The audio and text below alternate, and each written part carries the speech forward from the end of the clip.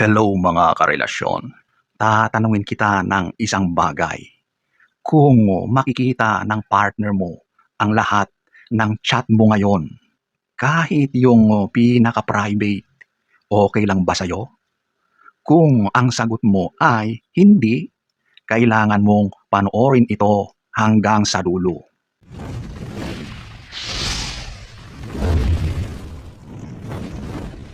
So, pag-uusapan na natin ang mga ganitong gawain na nakikipag-chat, nakikipag-text kung kani-kanino, lalo na sa opposite sex. Meron ka ng partner, karelasyon, asawa, pero ikaw ay nakikipaglandian pa rin. Sa tingin mo ba, okay lang yan? At madalas, ito yung laging naririnig. Chat lang naman yun. Ito yung pinaka-common na depensa na naririnig natin. Nagcha-chat lang naman kami. Wala naman kaming ginagawa. Hindi naman kami nagkikita. At oo, may punto ka. Hindi yon ang parehong classic na cheating na literal na humahantong sa hotel. May halik, may pisikalan.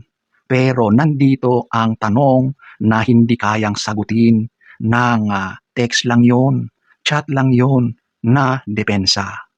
Bakit mo itinatago? Kasi kapag wala talagang mali, hindi mo ito itatago.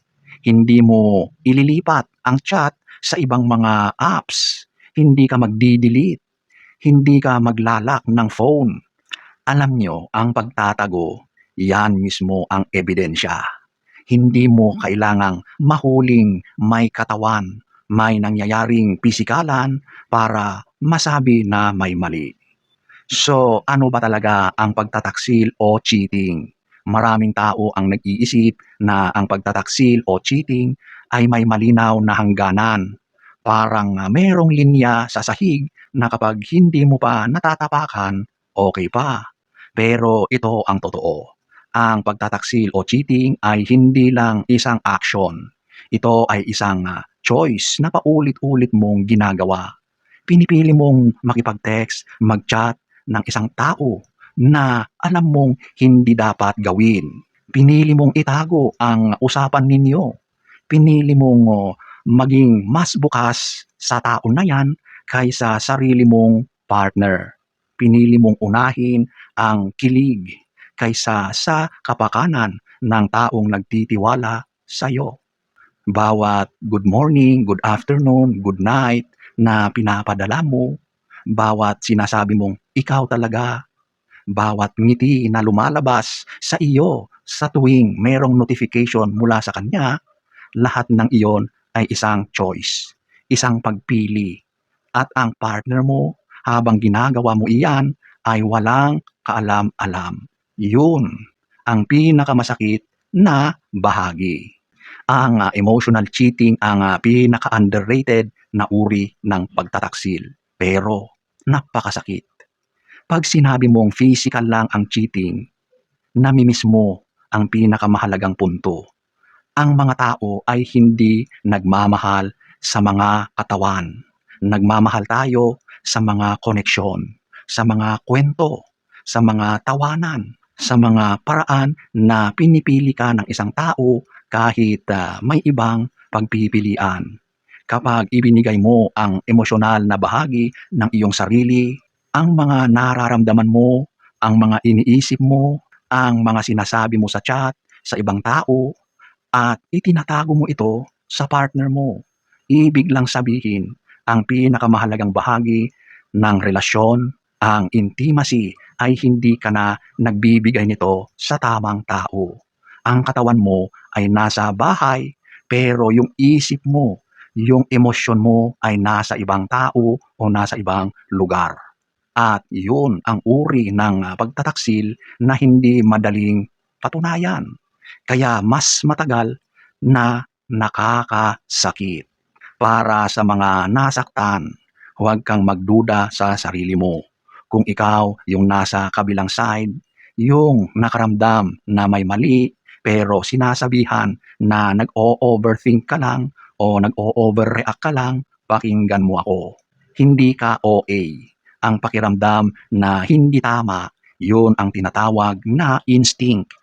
At ang instinct mo ay hindi random. Nakabatay yon sa lahat ng maliliit na bagay na napapansin mo. Yung pagbabago sa ugali, yung kakaibang oras ng pagiging online, yung pagtatapos ng usapan kapag lumalapit ka, hindi ka sobra-sobra, hindi ka controlling, hindi ka insecure. Humihingi ka ng katotohanan at iyon ay hindi karapatang hinihiling. Iyon ay minimum sa isang relasyon. At kapag sinabihan ka ng wala naman kaming ginagawa, pero hindi niya kayang tanggalin ang mga chat at text, hindi niya kayang ipakita ang phone, ikaw na ang humusga kung saan ka naniniwala. At para sa mga nagtatanong, cheating ba ito? Ibigay ko sa iyo ang pinakasimpleng paraan para malaman mo. Tanungin mo ang sarili mo. Kung nalaman ng partner mo ang lahat ng ito, ano ang mararamdaman niya? Kung ang sagot mo ay masasaktan siya, alam mo na. Hindi mo na kailangan ng label. Hindi mo na kailangan ng technicality. Hindi mo na kailangan ng opinyon ng iba. Ang pamantayan ng tama o mali sa relasyon ay hindi nakita ba ako o may nangyari ba? Ang pamantayan ay ino-honor mo ba ang tiwala ng taong kasama mo? Kapag may itinatago ka, kahit text or chat lang, ang sagot sa tanong na iyon ay napakalinaw. Pagtataksil yan. Bakit nangyayari ito? Maraming beses ang ganitong sitwasyon ay hindi nagsisimula sa intensyon na magsinungaling o mananakit. Nagsisimula ito sa kakulangan. Kakulangan ng komunikasyon sa relasyon. Kakulangan ng appreciation. Kakulangan ng feeling na nakikinig ang partner mo sa iyo at nahanap mo ang kakulangan na iyon sa ibang tao. Sa pakikipag-joke, sa mga simpleng kumusta ka hanggang naging regular ang usapan. Naiintindihan ko ang mga yan. Pero dapat din nating tanggapin ang sagot sa kakulangan sa loob ng relasyon ay hindi ang hanapin ang kulang sa labas ng relasyon. Ang sagot ay kausapin ang partner mo o kung talagang hindi na kaya, tapusin ang relasyon ng maayos bago pa magsimula ng iba. Kasi mas masakit ang malaman mong pinalitan ka kaysa malaman mong iniwan ka. 2,000 years later. So ladies and gentlemen, kung meron ka ng karelasyon, itigil mo na ang kalandian na yan. Kung hindi mo kayang kontrolin ang sarili mo na makipag-chat, makipag-usap sa ibang tao maliban dyan sa karelasyon mo, huwag ka munang pumasok sa relasyon.